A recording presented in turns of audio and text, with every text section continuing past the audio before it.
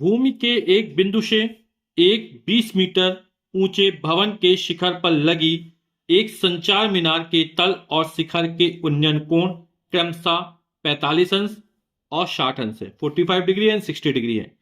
मीनार की ऊंचाई ज्ञात कीजिए। तो ये 20 मीटर ऊंचा क्या भवन है, ठीक।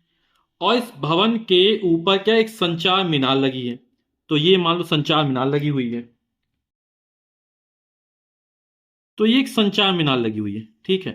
तो भूमि के एक बिंदु से जब इसको देखा जाता है तो संचार मीनार के तल और शिखर के उन्नयन कोण 45 डिग्री और 60 डिग्री है।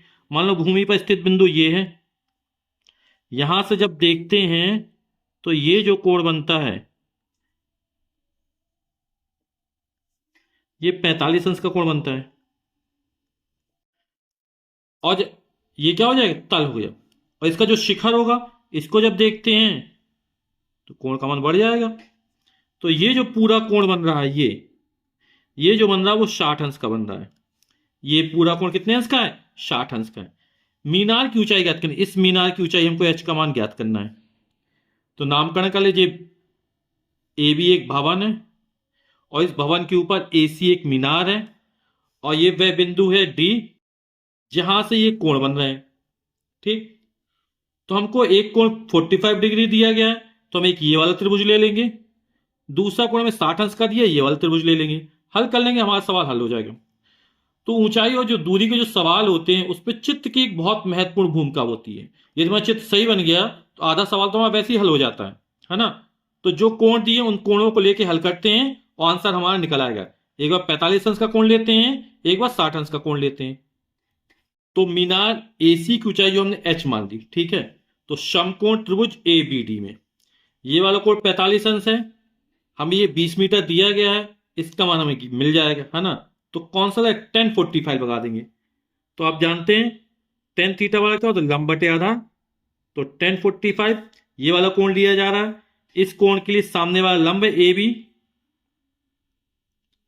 आधार हमारा बी डी। 1045 का मान 1 होता है। ए बी का मान हमको 20 मीटर दिया गया है, बी डी का मान निकल आएगा।